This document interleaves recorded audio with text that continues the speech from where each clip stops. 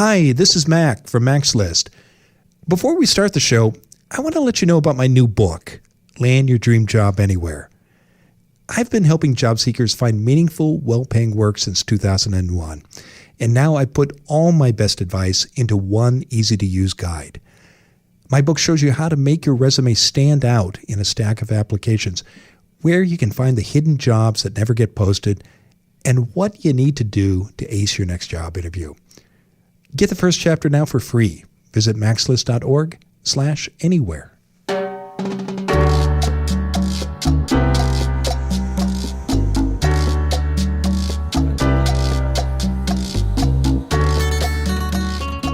This is Find Your Dream Job, the podcast that helps you get hired, have the career you want, and make a difference in life. I'm Mac Pritchard, your host and publisher of Mac's List. I'm joined by my co-hosts, Ben Forstag and Jessica Black from the Mac's List team, and our new digital marketing manager, Becky Thomas. This week, we're talking about the right way to resign from your job.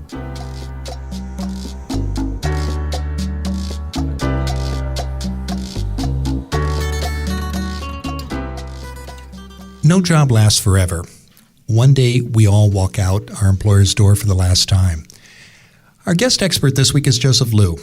He says you need to think carefully about how you manage your departure. The way you leave a job can affect how people remember you for years to come. Joseph and I talk later in the show. The conventional wisdom says you should never quit a job without another one lined up. Ben Forstag has found a blog post that offers 5 reasons why you may want to rethink that rule. He tells us more in a moment.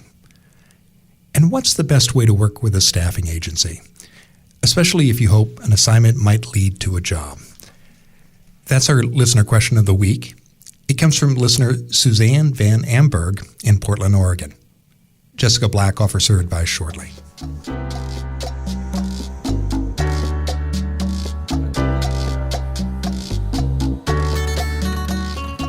First, as always, let's check in with the Mac's List team.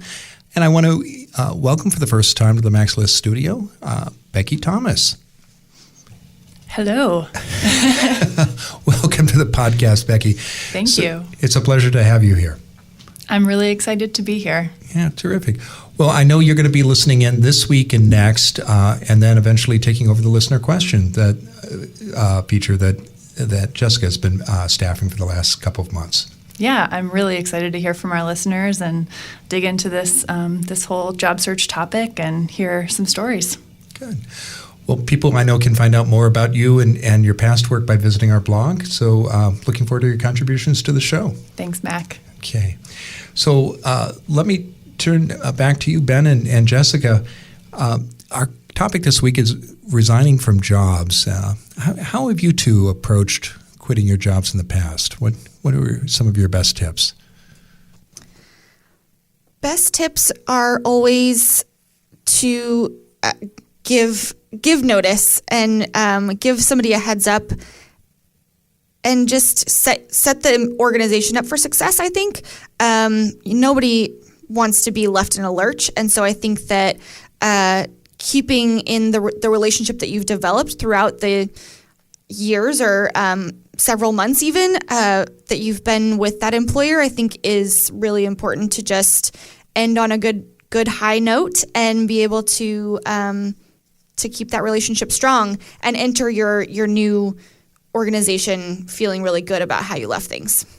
Yeah, I like that advice a lot, Jessica, because if we stay in our field or even our community, chances are we're going to run across our coworkers and our former managers at some point down the road. Absolutely. Yeah. What about you, Ben? Well, I've had 2 cases in which I've resigned from a job. And the first one was my last job in Washington, D.C., where I told my boss 6 months ahead of time that I was leaving. And I'd been there for a long time, and I had a really good relationship with her. And she knew that at some point I'd be moving on. But I just really wanted to set the organization up in a good place and make sure that all the work I had, which was very kind of long-term in nature, was handled and transitioned well.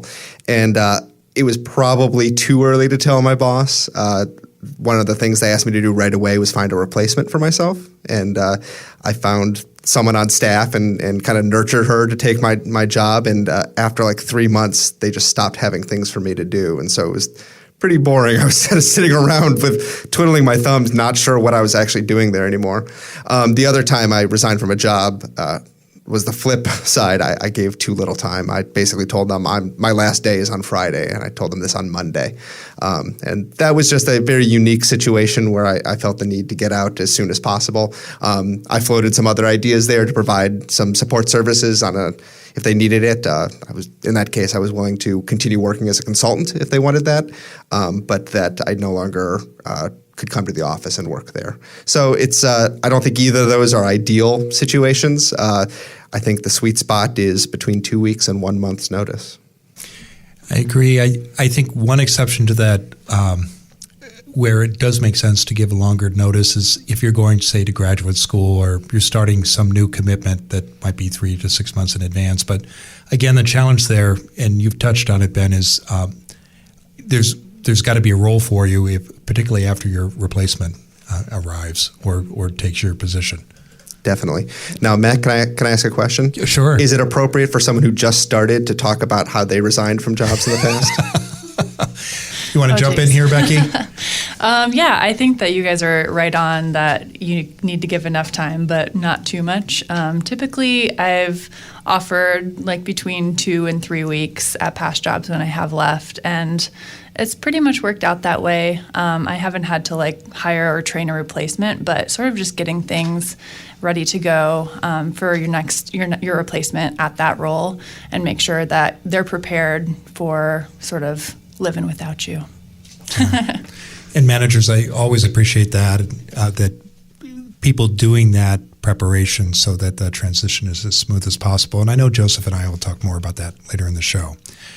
Well, let's turn to you, Ben, because you're out there every week searching the nooks and crannies of the internet, looking for books, tools, websites people can use in a job search or career.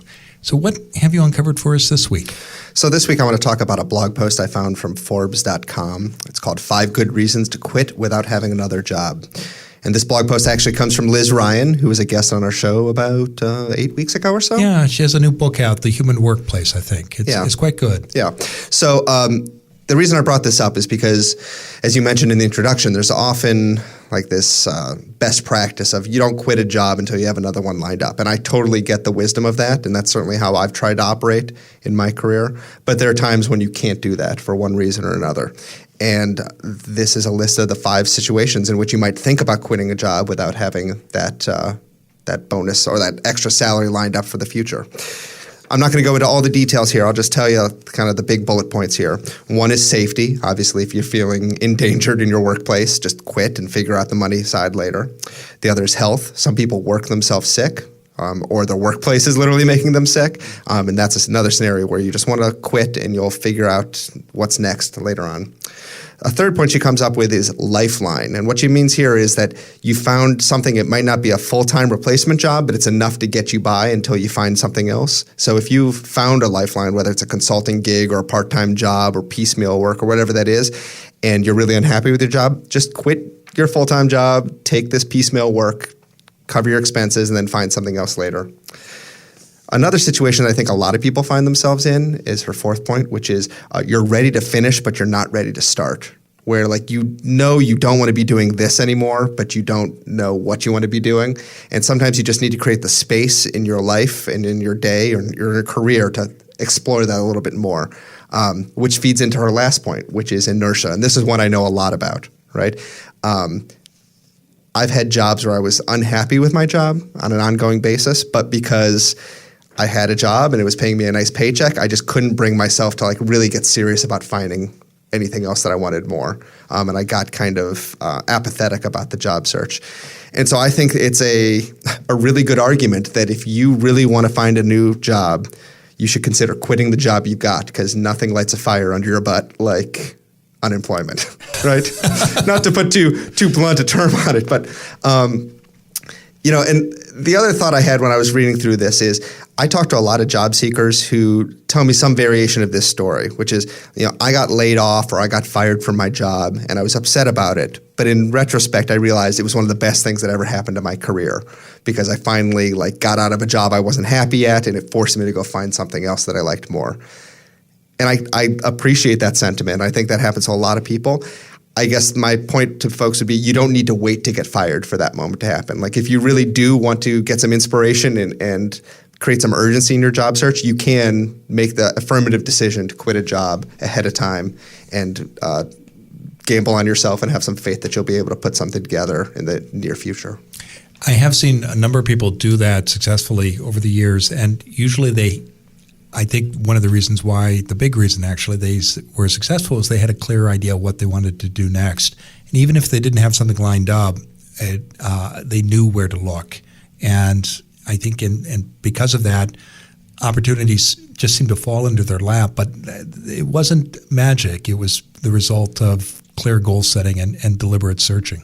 Yeah, I don't think quitting your job is the magic bullet to finding a job easily, but I think it does create a lot of space both in your schedule and in your head and elsewhere where you can start thinking clearly. Instead of focusing on what's your deliverable next week for your boss, you can start thinking about what do I really want to be doing. Instead of scheduling 4 hours to write emails, you can schedule time to meet with other folks and do the kind of things that we know lead to a productive job search. Great. Well, thank you, Ben. And if you have a suggestion for Ben, please write him, and we may share your idea on the show. Ben's address is easy to remember. It's ben@maxlist.org. And now let's turn to you, our listeners. And Jessica Black is here to answer one of your questions. Jessica, what's in the MaxList mailbag this week? Yeah, this week, Mac, we have a question from Suzanne Van Amberg from Portland. And her question is about how best to use staffing agencies. Many of the large companies locally use a particular staffing agency. It's like their go-to choice to find contract workers or temp. But it's very hard to uncover which staffing agencies those organizations go to. So, for example, if I know I want to try to get in at Nike, is there a particular staffing agency I should get my application and resume in? I just recently learned Cambia uses Robert Half. So those kinds of connections would be really helpful to be able to make and mine that information because there's so many staffing agencies and so many large organizations. Thank you, Suzanne. That was such a great question. I honestly don't have that magical answer for you of which staffing agencies are the right ones, but I really do commend you. I think that using staffing agencies in general is a really great route for finding employment, and so I think that you're doing it the right way in that respect. And I think that also if you want to work, if you know an organization that you want to work in directly, going through those channels, not necessarily through a staffing agency, but through connections that you've made or building connections to be able to meet people that are in that organization already, to be able to get your resume at the top of the list at that organization. And if you do still really want to go through the staffing agency route, maybe just start meeting with some staffing agencies and asking them those direct questions, and kind of doing the investigation yourself that way. Because again, like you said, that there's particular ones that work with particular brands or organizations, and kind of having some of those informational interviews with staffing agencies of what kind of value you can get from each of those specific agencies, I think would be a good route to take. Mac, Ben, what do you guys think? So, yeah, I think you're right. Well, I know you're right that organizations use different staffing agencies, and it's often true that a big organization like Nike might use several different staffing agencies depending on what kind of workers they're looking for. That's why you really need to research staffing agencies the same way you would research an employer. And it's well worth your while to find a list of all the staffing agencies in your town and do your research on them. Find out what their niche is, find out the industry they work in. And oftentimes they'll have a brag board on their website of the clients they have. And certainly any staffing agency in Portland that does work with Nike is more than happy to brag about the fact that they do work with Nike. It's a big employer in town. The other thing you could do is if you schedule informational interviews with folks who work for the employer, you might ask, like, how does your organization find talent? What recruiters do they work through? What talent agencies should I be talking with? And they'll give you a good idea. In general, though, I'd go back to this. You need to research your staffing agency options because I think you'll find that there are a lot of options, but the one that's best for you is the one that most closely aligns with what you want to be doing and what your industry you're trying to reach out to, and some of the prospective clients that you'd like to work for. Yeah, I really like your advice, Jessica, about finding the agencies that are working with a company that interests a person. In this case, for Suzanne, it's Nike in Portland, but it could be any employer in any city. And in addition to the suggestions Ben made, I'm a big fan of looking at the book of lists that are published by business journals in 26 cities around the country. And it's a national chain of business newspapers, and each of them has a book of different organizations and employers, and their staffing agencies are part of that, and they list their biggest clients. And again, you don't have to buy the book. It's often available at libraries, but even if you don't look at the book of lists or there isn't one in your community, knowing who the staffing agencies are in town and checking out their websites. And if it's a big employer, I think you're right, Ben, it's going to be on their brag board online. The other challenge with this is oftentimes when you find a job listing from an employment agency or a staffing agency, it doesn't actually list the company that's doing the hire or that they're hiring for. And there's a couple reasons why that's the case, but it can be difficult if you're trying to do targeted applications into a recruiter to get placed in a specific organization. And that's why I think you should cut through the middleman there and just go talk to the recruiter and tell them, be very clear, I'm looking for a job at X. Are there any opportunities there that I'd be a good fit for? Okay. Well, thank you both. And if you have a question for Jessica, please send her an email. Her email address is easy to remember. It's jessica@maxlist.org, or call her listener line like Suzanne did. That number is area code 716-JOB Talk. That's 716-562-8255. If we use your question on the show, we'll send you a copy of our new book, Land Your Dream Job Anywhere. We'll be dropping Suzanne's copy in the mail this week. And we'll be back in just a moment. When we return, I'll talk with this week's guest, Joseph Liu, about how to resign the right way when you quit your job. Most people struggle with job hunting. The reason is simple. Most of us learn the nuts and bolts of looking for work by trial and error. That's why I produce this podcast, to help you master the skills you need to find a great job. It's also why I wrote my new book, Land Your Dream Job Anywhere. For 15 years at MaxList, I've helped people in Portland, Oregon find meaningful, well-paying, and rewarding jobs that they love. Now, I put all of my job hunting secrets in one book that can help you no matter where you live. You'll learn how to get clear about your career goals, find hidden jobs that never get posted, and ace your next job interview. For more information and to download the first chapter for free, visit maxlist.org/anywhere.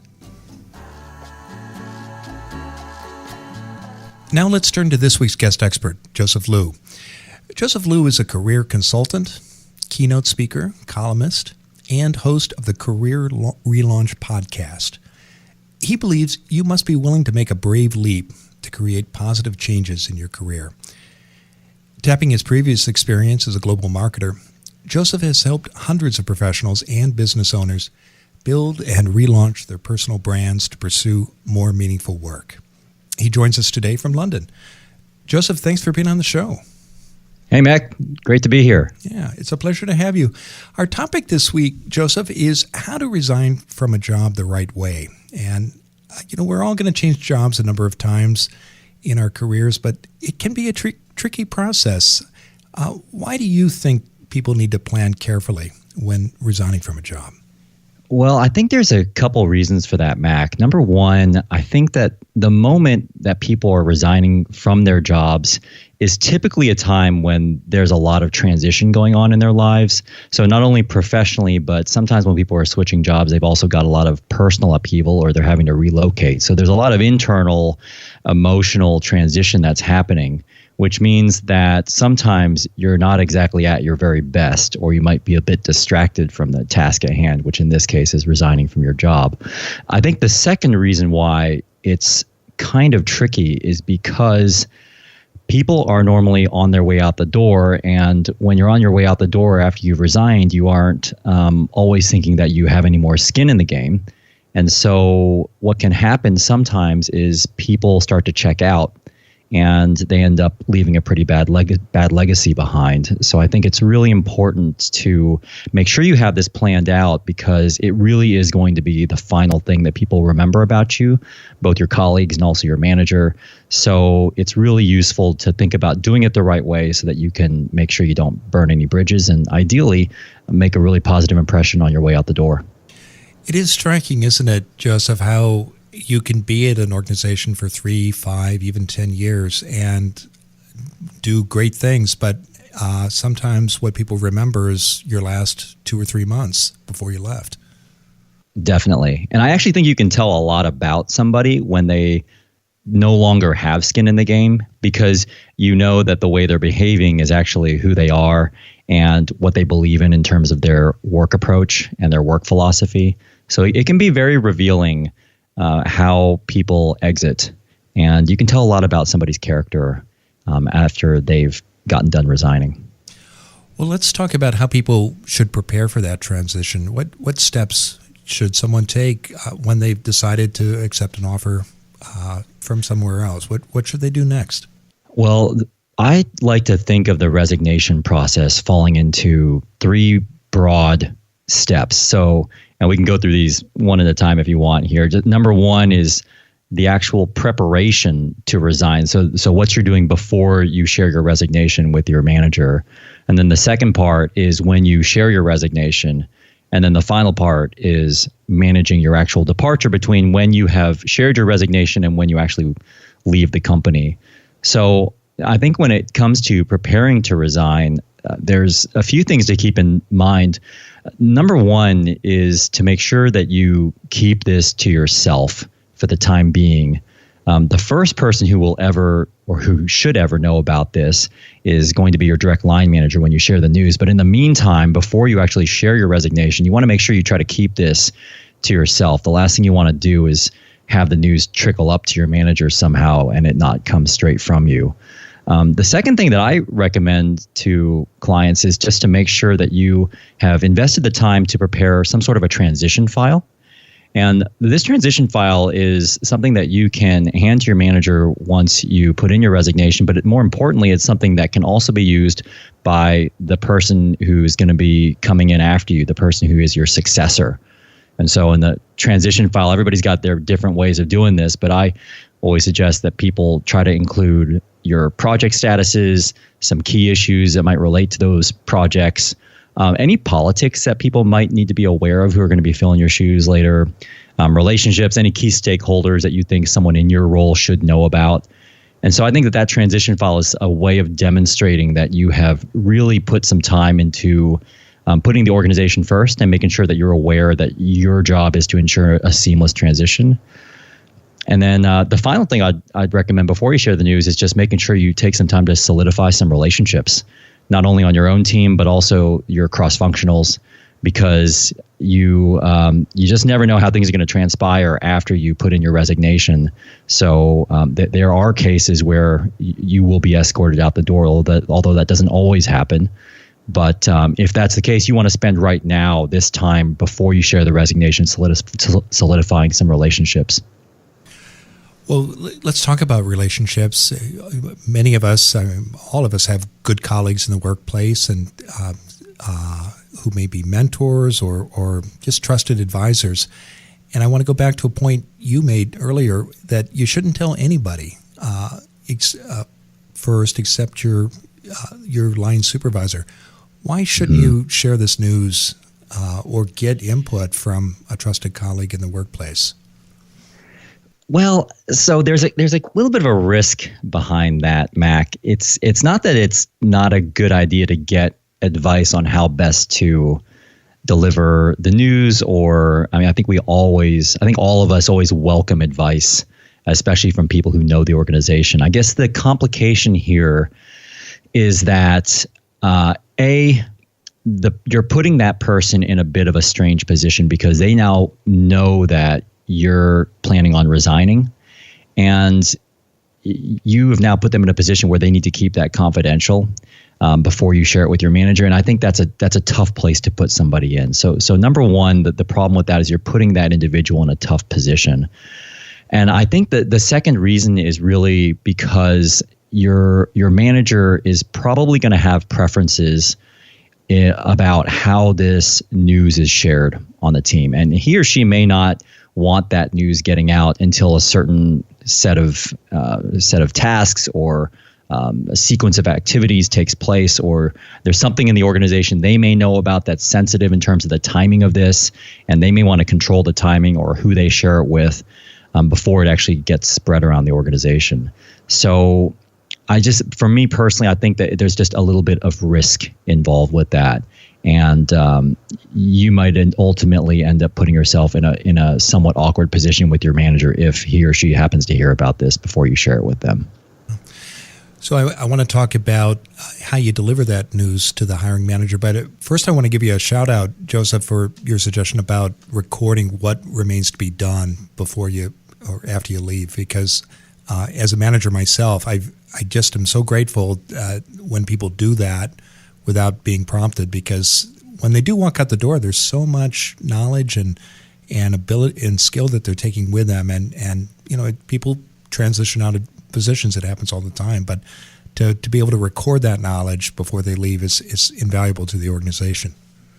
Yeah, definitely. I mean, I spent about 10 years myself working in the corporate world before doing the work I do right now. And I've definitely seen it all. I mean, you see people who just completely check out and head out the door. And then you see people who go above and beyond the call of duty to ensure a smooth transition for the next person, ultimately making your life as a manager a lot easier. And I can remember every single direct report who ever did that. And so, and I can also remember the people who didn't do that. So yeah, this really does leave a lasting impression on people.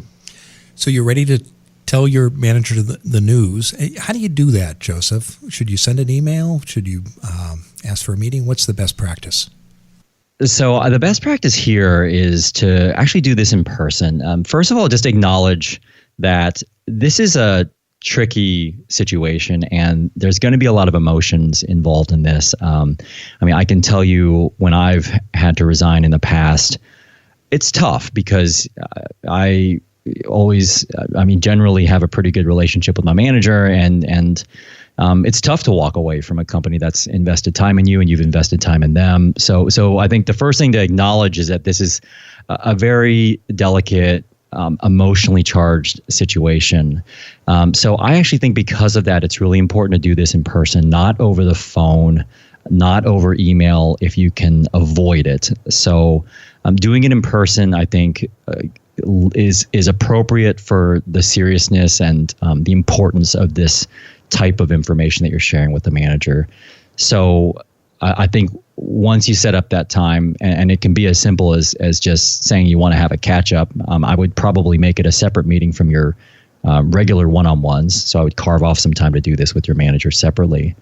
And you just inform your manager that you're resigning, and you share this with your desired timing. And also, when you're doing this, I generally recommend to focus on your positive future plans and avoid saying anything negative. Even if you do think you've got some negative things to say about the company, to just really not use this time to vent any frustrations or air any grievances. This is not the moment to do that. I think this is really the moment to focus on your future planning and be very forward-looking. And this is also a great opportunity to share that transition file. So bring it with you to the meeting and let them know that you have taken the initiative to already start to plan things out to ensure a smooth transition. And those are the basics on that. What do you do, Joseph, if your supervisor says, I want you to think about this, give me 24, 48 hours to make a counteroffer?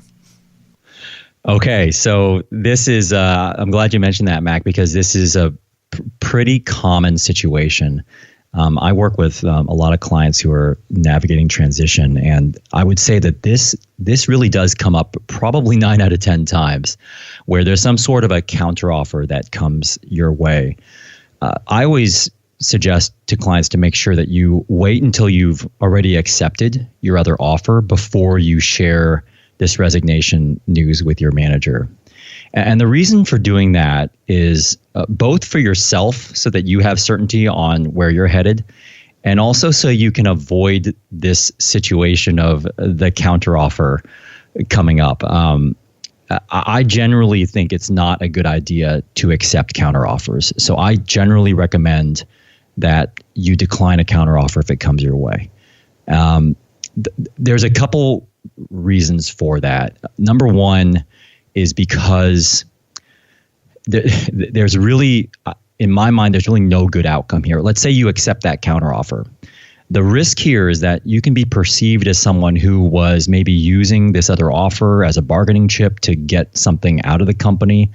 And if you were to take that, it also signals that you getting that incremental, whatever it is, salary, benefit, additional time off, that incremental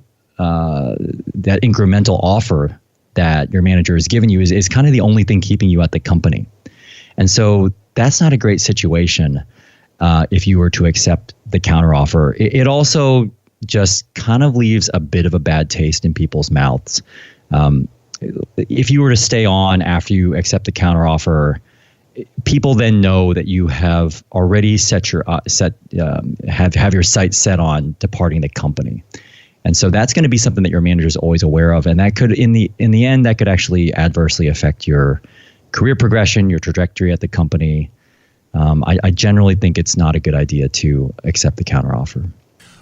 What about timing, Joseph? Do you recommend people give 2 weeks notice, 4 weeks notice? And finally, some employers may say when you give notice, well, thank you, we wish you well, we appreciate everything you've done, and you can leave today. What are your thoughts about timing and how should people react if an employer says, why don't you, let's just bring it to a close today?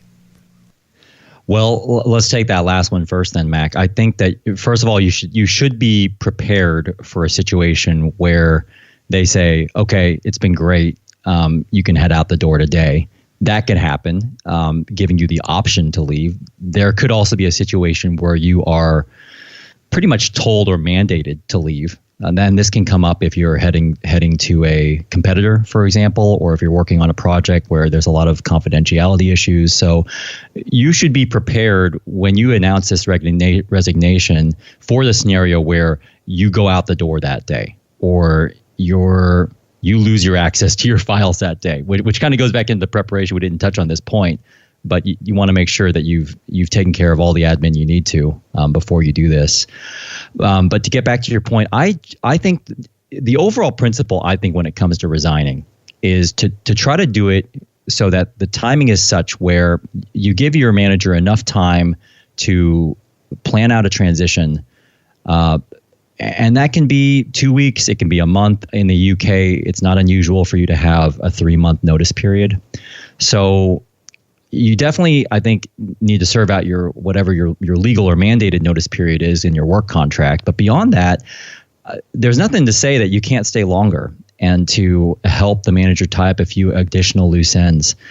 In the past, my general approach on this has been to have my ideal in mind, but to let the manager know, hey, if you need me for an extra X number of weeks, I'm happy to do that if it helps to ensure a smooth transition for you. Managers will generally be very welcoming of you doing that, and it will generally leave people with a very positive impression of you. So it needs to work for you. At the same time, I think it can go a really long way if you're willing to go the extra mile and spend a little bit of extra time at the company. So yeah. Well, I think the main message is think about the legacy you want to leave and how, again, you behave or how you manage this process as you go out the door. What a big difference it makes in creating that legacy. Absolutely. I always tell people, I think you should be prepared to give your job 100%, no more, no less, during whatever notice period you're going to serve out. And that's really the best practice when it comes to resigning the right way. Well, thank you, Joseph. Now, tell us what's coming up next for you.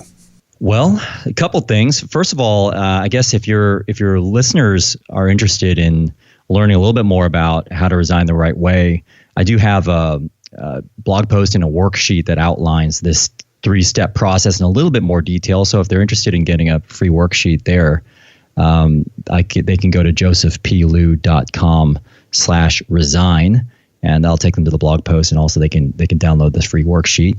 The other thing that I've got coming up, if it's useful for your listeners, is I'm actually launching some online courses that will help people learn how to pitch their personal brand and define their personal brand.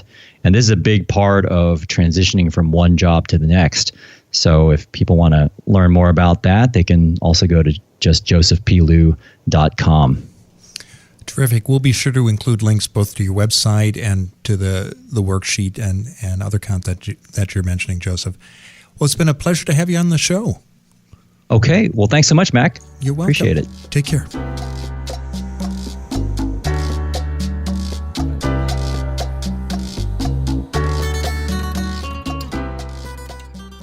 We're back in the Max List studio with Ben and Jessica and Becky. I'd love to hear what you two thought, Jessica and Ben, about my conversation with Joseph. That was a great conversation. He had a lot of great points. I really did, echoing what you mentioned earlier, I really liked his point about the transition file, of really laying that out and being prepared once you are ready to make that transition. And I think that speaks volumes to the quality of you as an employee, and then and just sets you up and your organization up for success.